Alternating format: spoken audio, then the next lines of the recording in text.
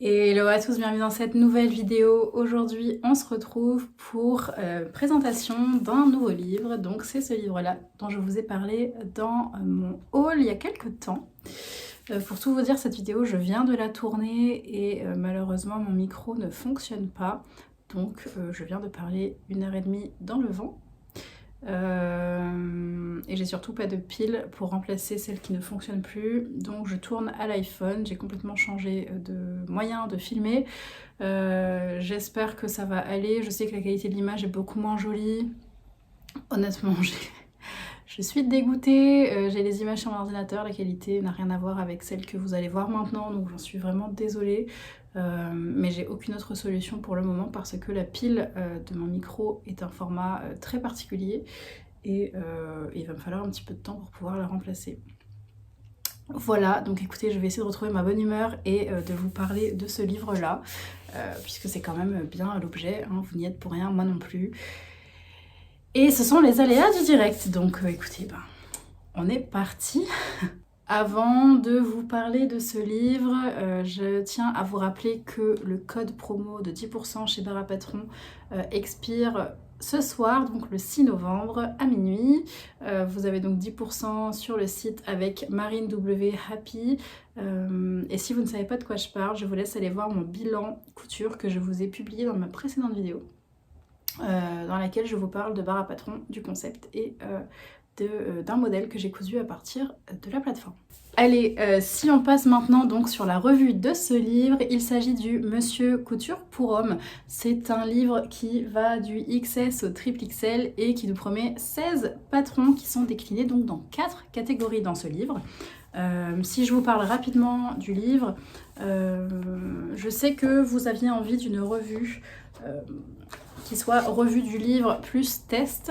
Je sais déjà que mes vidéos revues sont assez longues, donc ce que je vous propose, c'est qu'aujourd'hui on parle véritablement du livre, des modèles qui sont proposés, et puis je vous ferai une autre vidéo dans laquelle je testerai le livre, puisque j'ai déjà un projet que je dois coudre dedans absolument, puisque c'est un cadeau que je dois offrir à Noël.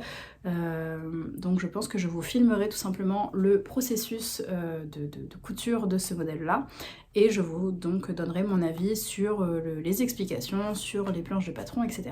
On va un petit peu diviser ça en deux parties pour que ce soit un petit peu plus digeste pour tout le monde. Rapidement, je vous montre les planches à patron. Elles se présentent comme ça, elles sont en gris et en rouge. Donc on a deux planches de A0 qui sont recto verso. Ça a l'air assez lisible en tout cas, après à voir dans les faits et dans l'usage. Ce livre, il a été écrit par Maud Vadon, il est aux éditions La Plage et il est vendu 24,95 €. Alors, si on regarde un petit peu le bouquin, il se présente en plusieurs parties. Tout d'abord, vous avez une partie un petit peu plus présentation, technique, etc. Donc on vous donne notamment toutes les légendes pour bien décalquer votre patron. Également le tableau des tailles, alors je vous le montre en gros ici, comme ça vous pouvez faire un arrêt sur image et voir si vous rentrez dans les tailles. Donc pour la plus petite taille, pour le XS, le tour de poitrine c'est 84 cm, le tour de ceinture 73 cm et le tour de bassin 84 cm, et pour la plus grande taille XXL, tour de poitrine 114 cm, tour de ceinture 103 cm et 114 cm pour le tour de bassin. Ce qui est à noter et qui est intéressant, c'est qu'on vous donne aussi tout plein d'autres mesures. Comme ça, vous pouvez grader au mieux votre patron, puisque dans ce livre, vous avez des hauts et des bas également. Donc je trouve que c'est intéressant d'avoir un petit peu plein de mesures. Donc on vous donne, en plus des 3 que je vous ai déjà donné, la carrure de vent, la carrure dos, le tour d'encolure, le tour de bras, tour de poignet, tour de cuisse et tour de tête, puisqu'on a aussi un modèle pour recouvrir la tête. Ensuite, on vous explique un petit peu comment se présente le livre, les plans de coupe, les fournitures, etc. Et on a tout un passage sur les finitions, le repassage, les boutons, la couture visible à la main, le point de chausson, des techniques de couture ouverte, coutures anglaises, couture rabattue, etc. Donc on vous fait tout un petit chapitre dédié aux techniques de couture que vous allez pouvoir retrouver dans ce livre. Et ensuite, vous avez donc les différents modèles qui sont proposés et vous avez donc 4 parties dans ce livre, 4 univers, et le premier c'est l'univers hipster. Donc le modèle hipster, Le premier, c'est donc une chemise manche courte que vous pouvez retrouver juste ici. Donc vous voyez que là, on a vraiment ces poches qui sont un petit peu presque western, mais qu'on peut tout à fait retravailler pour faire des rabats de poche assez traditionnels et qui permettront d'avoir un truc un petit peu moins marqué si jamais le style hipster n'est pas celui qui correspond à la personne pour laquelle vous cousez, ou bien si vous êtes un homme, si vous cousez pour vous-même et que ça ne vous correspond pas plus que ça. Alors, chaque fiche de produit se présente de la même façon. Vous avez ici l'estimatif de temps de couture ainsi que la difficulté, le dessin technique, les points spécifiques du modèle. Donc on vous le décrit un petit peu, on vous donne les fournitures dont vous aurez besoin, des recommandations sur le tissu, le tableau de mesure finie qui je trouve est très très bienvenu pour ce type d'ouvrage. Ça permet de voir si on a un produit qui est ajusté ou non, si on a envie de grader, de voir si le fit nous convient de façon générale, si on veut surtailler, sous-tailler, etc. Et puis, sur la page suivante, vous allez retrouver un plan de coupe où on vous donne un estimatif de métrage de tissu. Donc, hop, ça se présente comme ceci. Vous avez donc le plan de coupe et ici le métrage qui serait retenu. Alors, si on s'attarde un petit peu plus sur cette chemise maintenant que je vous ai présenté l'interface, si on peut dire. La chemisette, on nous dit qu'il faudra 4 temps de couture, difficulté 3 sur 4. La description, on nous dit que c'est une chemise à manches courtes avec revers contrasté.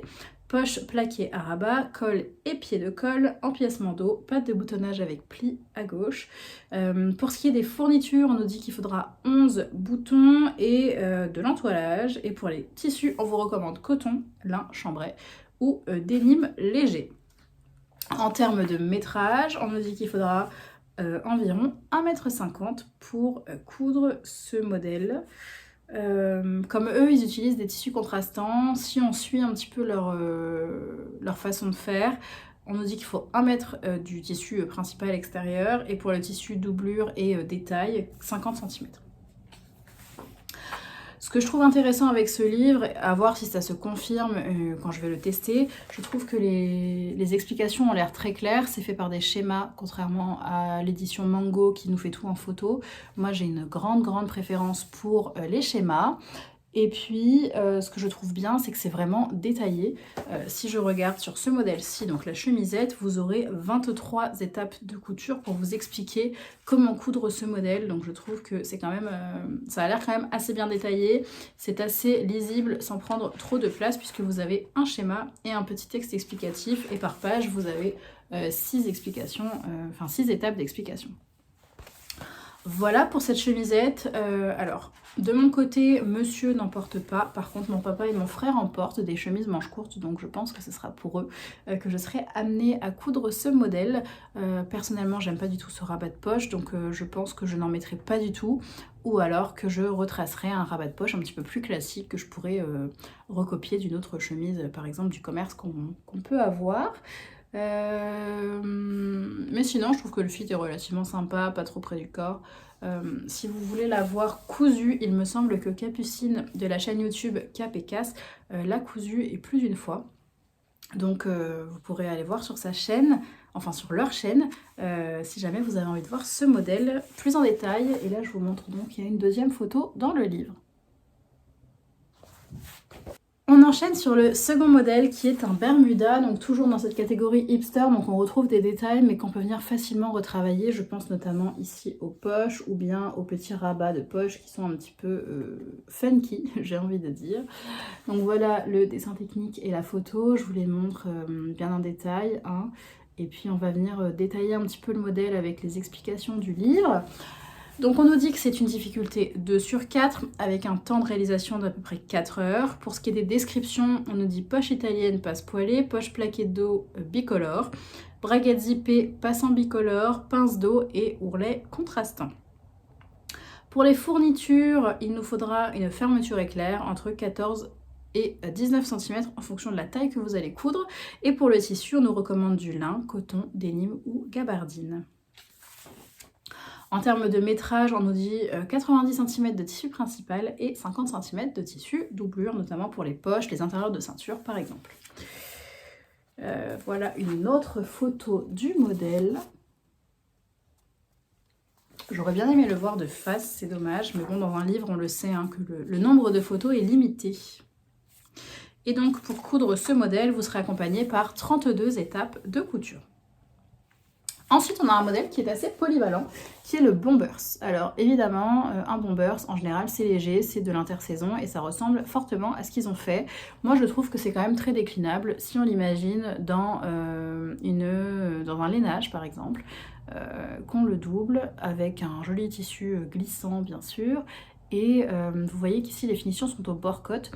Bien évidemment, on peut conserver le bord-côte et je ferai peut-être un col en moumoute là pour rapporter un petit peu d'esprit hiver, quoi. On peut twister un peu le patron et on peut bien évidemment le coudre en bombers comme ça, en petite veste d'intersaison. Alors, pour ce bombers, on nous dit qu'il faudra à peu près 5 heures de couture, difficulté 3 sur 4. Pour ce qui est de la description, on nous dit que c'est une fermeture éclair avec une sous-patte, poche plaquée à rabat, bord de manche, un bord-côte pour les manches, le col et le bas du vêtement, qu'il est 100% doublé, ça c'est très appréciable. Et on a aussi une poche plaquée sur l'intérieur du bombers.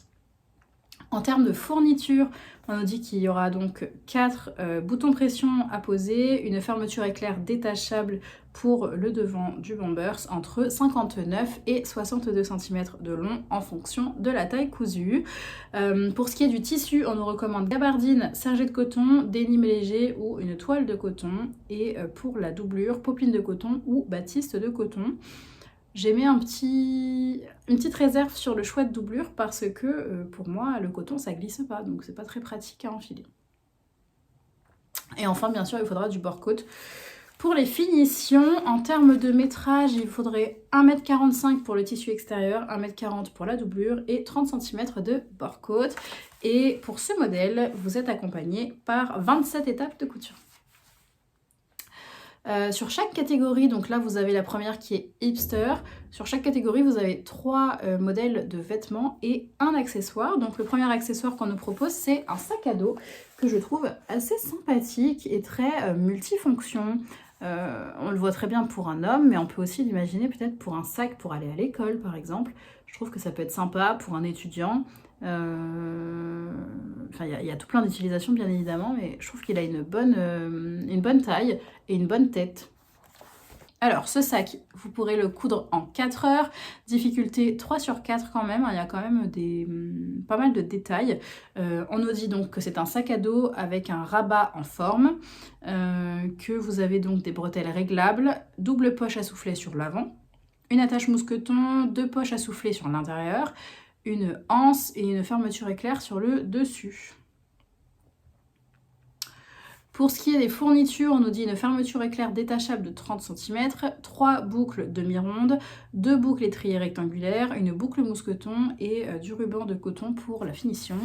Donc si je vous remets ici le dessin technique, vous voyez on a les poches soufflets, le rabat, on voit que c'est fait dans 2 tissus différents, donc les recommandations de tissus elles vont être en fonction de ce qu'ils ont proposé eux.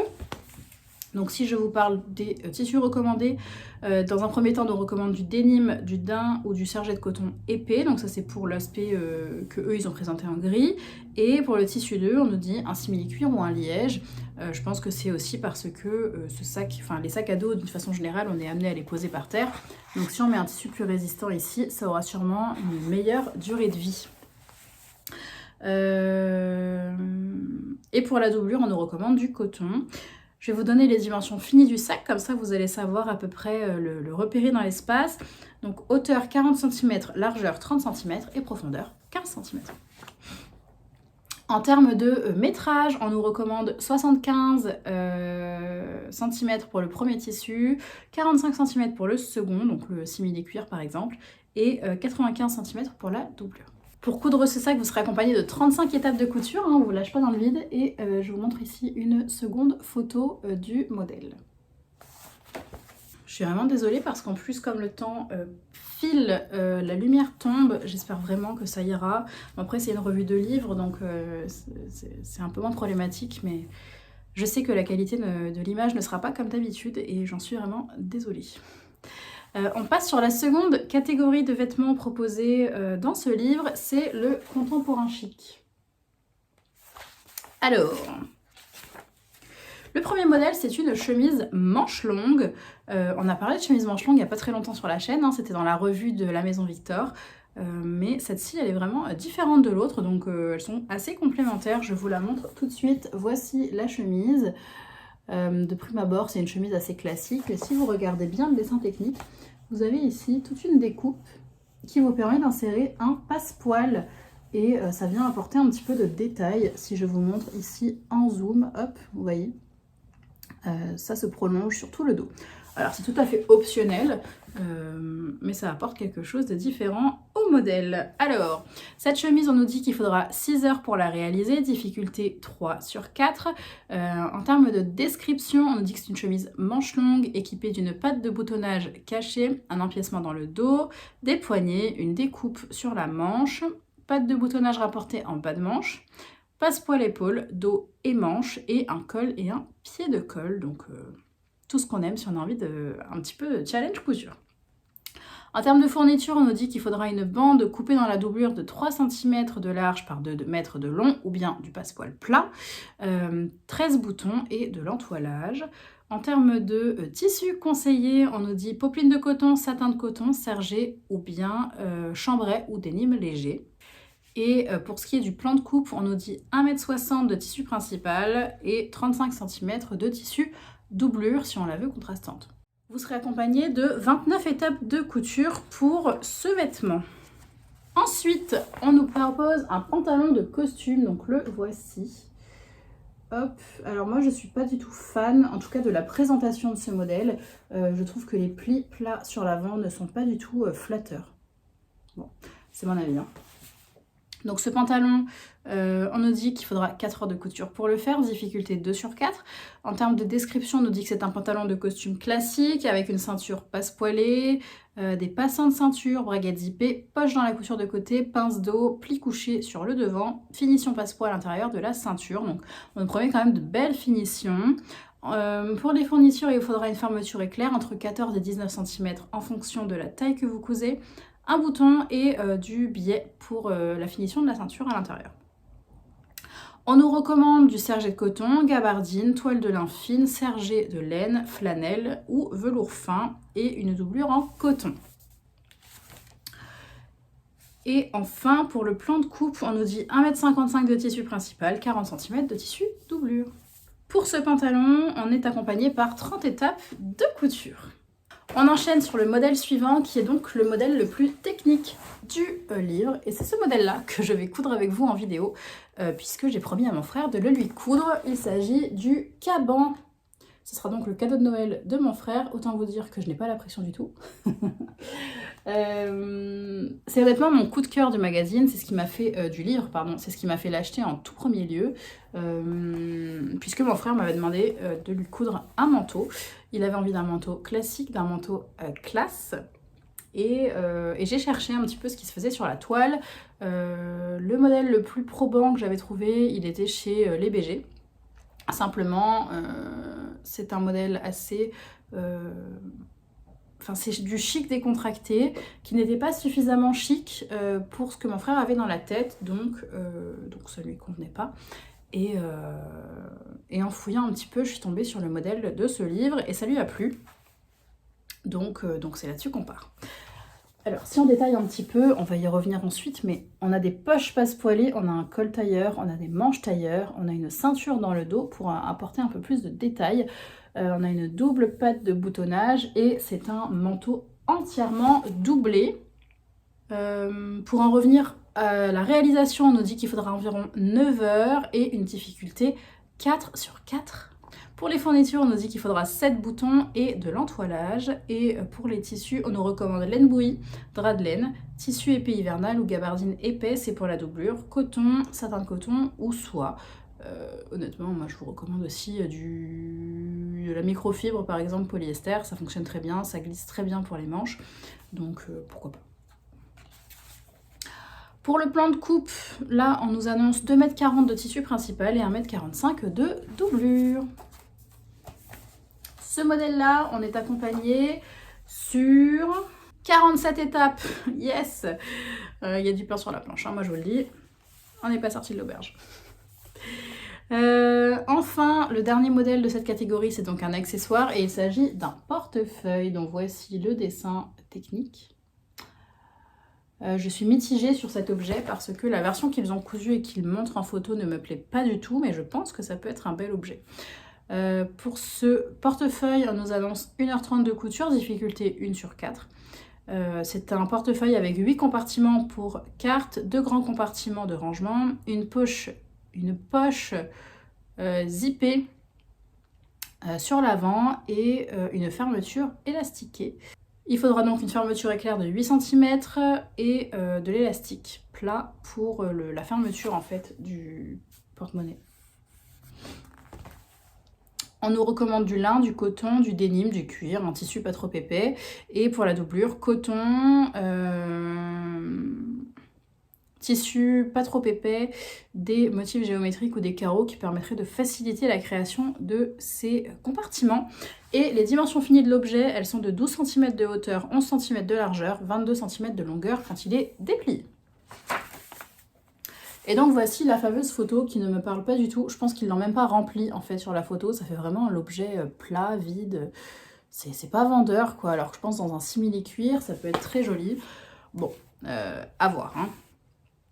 En termes de métrage, il vous faudra 15 cm de tissu extérieur et 70 cm, enfin si vous avez des chutes par exemple de coton, il vous faut 70 cm de hauteur par 35 de large pour créer le compartiment à carte. Et pour ce modèle ultra facile, vous avez 11 étapes de montage. Ensuite, on est sur la catégorie hiver. La voici. Donc, elle est composée encore une fois de 3 vêtements et d'un accessoire. Le premier vêtement, c'est une tunique zippée qui ne me parle pas du tout. Je vous montre. Voici le modèle. Donc vous avez les 2 zips là de chaque côté qui, moi, ne me parlent pas plus que ça. En plus, c'est cousu dans du chaînet trame. Moi, j'aurais bien vu ça comme un pull, par exemple, un sweat. Ça aurait été un peu plus à mon goût. Là, je suis pas emballée du tout. Mais bon. Difficulté 2/4, 2h30 de couture environ. On nous dit qu'il faut 2 fermetures éclairs pour l'avant. Il y aura aussi une poche plaquée sur le devant. Vous avez des manches longues, collerons et des enformes de finition. Pour les fermetures éclairs, il faudra entre 20 et 25 cm de long en fonction de la taille que vous cousez. Et en termes de tissu, on nous recommande popeline de coton, chambray, molleton léger ou double gaze. Et il faudra compter 1,70 m de tissu. Vous êtes accompagné sur 15 étapes de montage pour ce vêtement-ci. Ensuite, le modèle d'après, c'est donc un pantalon et c'est un jean plus précisément. Donc vous retrouvez un petit peu tous les codes du jean. Hein. Vous avez les poches à l'arrière, vous avez des poches sur l'avant avec la poche briquet, le zip, la ceinture, les passants. Et il est assez resserré sur le bas. On a évidemment aussi une rehausse. Donc on nous dit que c'est un pantalon qui est taille normale, donc il est ni taille basse ni taille haute. Je pense que c'est ce qui convient à la majorité des hommes. Voilà. Ce qui m'étonne un tout petit peu, c'est le niveau de difficulté qui est annoncé. On nous dit 2/4. C'est quand même un jean, donc il y a quand même de quoi faire. Hein. Et il nous faudra 4 heures pour coudre ce vêtement. Il faudra une fermeture éclair, entre 14 et 19 cm de long et un bouton, donc c'est pour la braguette. On nous recommande du denim, du velours, du lin et pour la doublure, du coton. Fameuse doublure qui nous servira pour faire les poches et l'intérieur de la ceinture. En termes de métrage, 1,45 m de tissu principal et 35 cm pour la doublure. Et sur ce modèle, on est accompagné sur 35 étapes, donc c'est pas négligeable, hein, c'est bien 35 étapes. Pour un jean, c'est le minimum. Et donc voici le jean de dos.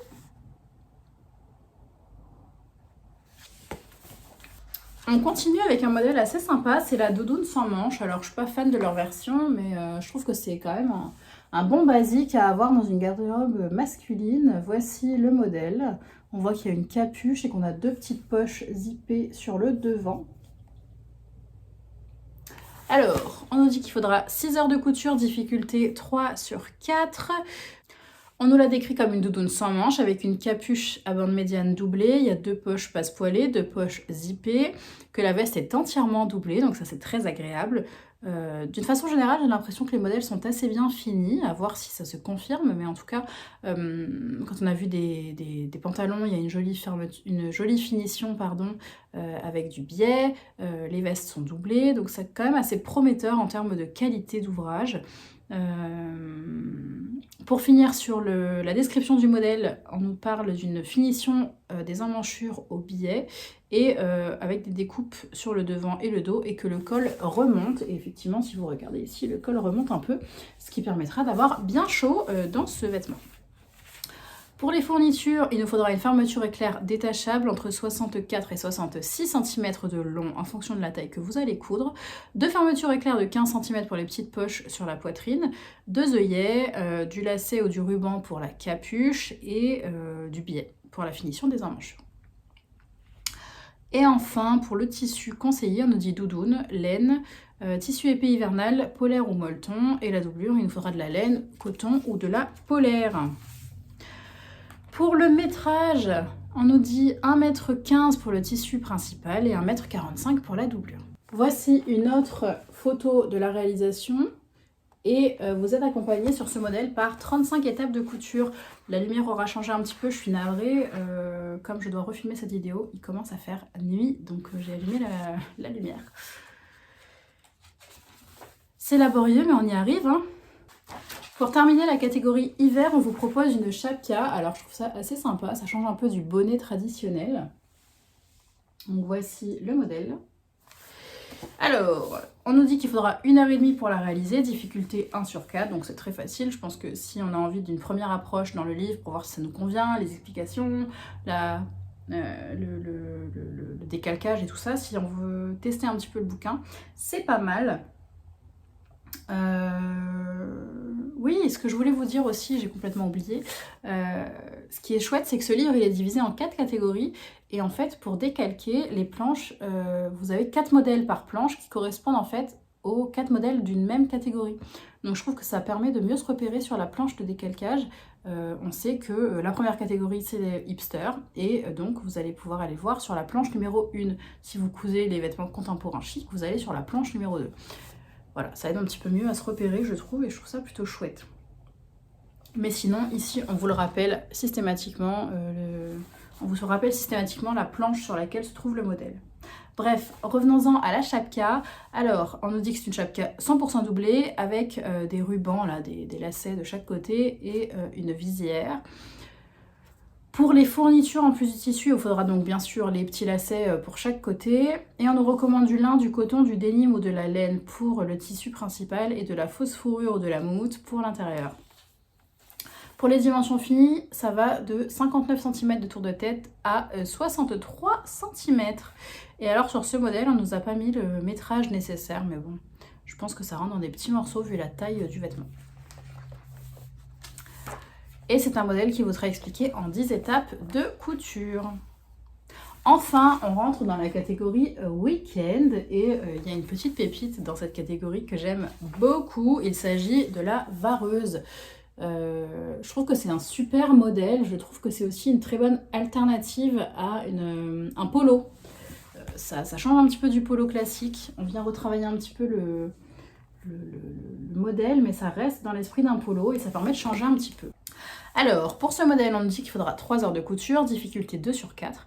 En termes de description, on nous dit que vous avez donc des empiècements doublés sur le devant, que vous avez des poches plaquées sur les côtés. Ça me plaît beaucoup moins, je vous montre. Ici, vous avez une poche. Non, hop. Ça, j'aime pas, mais c'est très facile de ne pas les mettre, hein. Vous avez un col, un pied de colle, une fermeture de type polo avec des boutons ou des ganses, que c'est manches courtes, bracelet de manche et fente côté pour la finition du bas du vêtement. En termes de fourniture, il faudra 2 boutons, donc pour le devant là, et du ruban de 5 mm de large.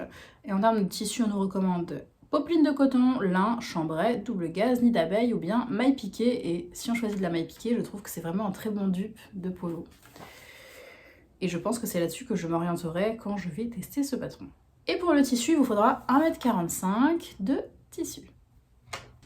Pour ce modèle, on est accompagné par 21 étapes de couture et je vous montre ici, ils nous ont mis un petit peu des gros plans de détail. et une autre photo portée.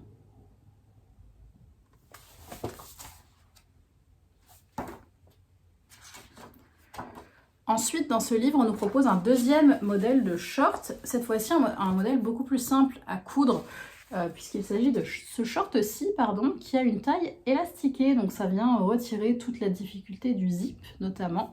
Et si vous regardez de près, vous avez donc la poche italienne et aussi une poche zippée sur le dessus, donc ce short s'appelle le short à double poche. Alors, on nous dit qu'il sera cousu en 2 heures, que c'est une difficulté 1 sur 4.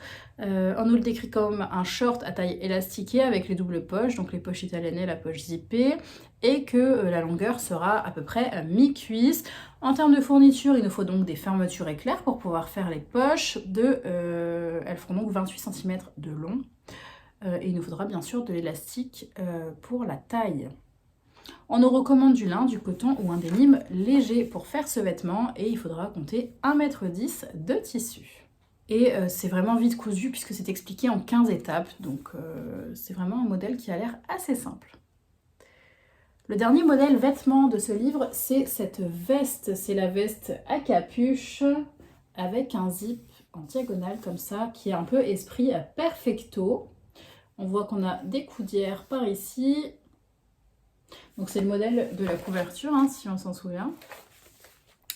Je suis pas fan de la version qu'ils proposent, mais je pense que c'est surtout le choix de tissu, là, cette espèce de matelassé et de couleur. Bon, ça fait un petit peu petit bateau dans l'esprit. Ça me parle pas plus que ça et surtout je vois pas mon compagnon là-dedans. Par contre, dans un sweat noir tout simple, type le tissu jogging de Driesenstoffen, je pense que ça peut être très joli, ou dans un uni, enfin bref. Leur version me parle moins, mais je pense que c'est un patron qu'on peut exploiter assez bien. Alors il est prévu pour des tissus extensibles mais peu extensibles. Et c'est dommage, je serais quand même curieuse de tenter ça dans un cuir ou un simili-cuir pour en faire un perfecto, parce que si on regarde, ça ressemble quand même vachement à un perfecto.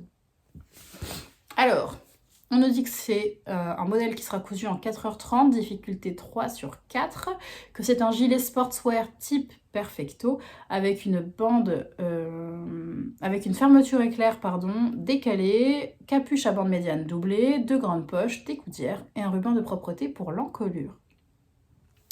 Pour les fournitures, il nous faudra donc un ruban ou un lacet pour les 2 côtés de la capuche, des œillets, une fermeture éclair détachable entre 55 et 56 cm et ce qu'ils ont oublié à ma connaissance, ce sont les stop cordons qu'on voit ici et qui ne sont pas listés dans le matériel nécessaire. Et enfin, alors pour le tissu, on nous dit qu'il faudra 2,15 m pour le tissu principal, mais aussi 55 cm de doublure, c'est notamment pour la capuche qu'ils ont doublé dans un tissu contrastant. Et pour les coudières, on nous dit qu'un morceau de tissu de 20 par 25 cm sera suffisant. Ce modèle, il est expliqué en 30 étapes, donc on sera quand même bien accompagné. Et si on passe au dernier modèle de ce livre, il s'agit du sac bowling, qui je trouve se prête à beaucoup d'emplois. Je le vois très bien dans un sac de sport, dans un sac de week-end, dans un sac à langer. Honnêtement, je pense que c'est un modèle assez versatile pour de nombreuses utilisations différentes, et en fonction du tissu qu'on va choisir, ça va vraiment lui donner un look complètement différent. Alors, ce sac bowling, on nous dit qu'il sera cousu en 3 heures, que c'est une difficulté 2 sur 4. On nous le décrit comme un sac de type bowling avec une poche zippée à l'extérieur, qu'il est fermé par une fermeture éclair sur le dessus, qu'on peut le porter avec 2 anses ou bien avec une bandoulière qui est réglable, et vous avez aussi 2 poches sur l'intérieur du sac. Pour les fournitures, il faudra donc une fermeture éclair de 50 cm de long et une seconde fermeture de 15 cm de long, qu'il faudra aussi 2 boucles étriées et 4 mètres de sangle pour la bandoulière. Et pour les sangles, pour les anses, si vous voyez, je pense que là c'est la même bande qui va derrière et qui remonte sur l'autre bande ici. Et puis vous en avez là pour la bandoulière. Donc il en faut quand même pas mal. Eux, ils ont utilisé 2 tissus ici, vous voyez, contrastants pour réaliser l'ouvrage. Donc pour le premier et le second tissu, on nous recommande gabardine, lin, coton, cuir, liège. Et pour la doublure, donc l'intérieur du sac, on nous recommande du tissu peu raide, donc plutôt un coton, mais qui soit pas trop épais. Pour les dimensions finies du sac, longueur 45 cm, largeur 21 cm, hauteur 25 cm. Et pour le métrage de tissu, alors pour le premier tissu extérieur, on nous dit qu'il faudra un carré de 80 par 80. Pour le second tissu extérieur, un rectangle de 85 par 30. Et que pour la doublure, il vous faudra un morceau de 85 par 95 cm. Et vous êtes accompagné pour coudre ce sac par une vingtaine d'étapes. Voilà, on en a fini pour cette revue. J'espère que ça vous aura plu malgré tout. Moi, je vous avoue que comme c'est la seconde fois que je filme, je suis peut-être allée un peu vite ou j'ai peut-être... Enfin, je sais pas. J'espère que vous avez toutes les informations qu'il vous faut, que je vous ai tout dit. J'avais juste peur de me répéter, donc voilà. Bref, je ne vais pas m'éterniser là-dessus, hein. C'est un petit souci technique qui est un peu contrariant, mais je crois que j'ai retrouvé le sourire au fur et à mesure que j'ai filmé. C'est bien là le principal. Dites-moi dans les commentaires si c'est un modèle, enfin si c'est un livre qui vous parle. J'espère que ça a pu vous donner... tous les outils nécessaires pour que vous puissiez voir si c'est un modèle qui peut vous intéresser, un livre qui peut vous intéresser. Je sais que parfois on hésite un petit peu à se procurer ce type d'ouvrage, donc voilà, dites-moi si vous avez des modèles préférés dans les commentaires, si vous comptez l'acheter, si vous l'avez déjà et que vous l'avez déjà cousu, ce que vous pensez des explications, bref. Les commentaires, c'est toujours un espace d'échange, c'est très ouvert, n'hésitez pas à dialoguer juste en dessous de la vidéo, ça me fera très plaisir de vous répondre et de vous lire, bien sûr. Allez, cette fois-ci, je vous laisse, j'ai du montage qui m'attend et je vous dis donc à la semaine prochaine pour une prochaine vidéo. Ciao, ciao.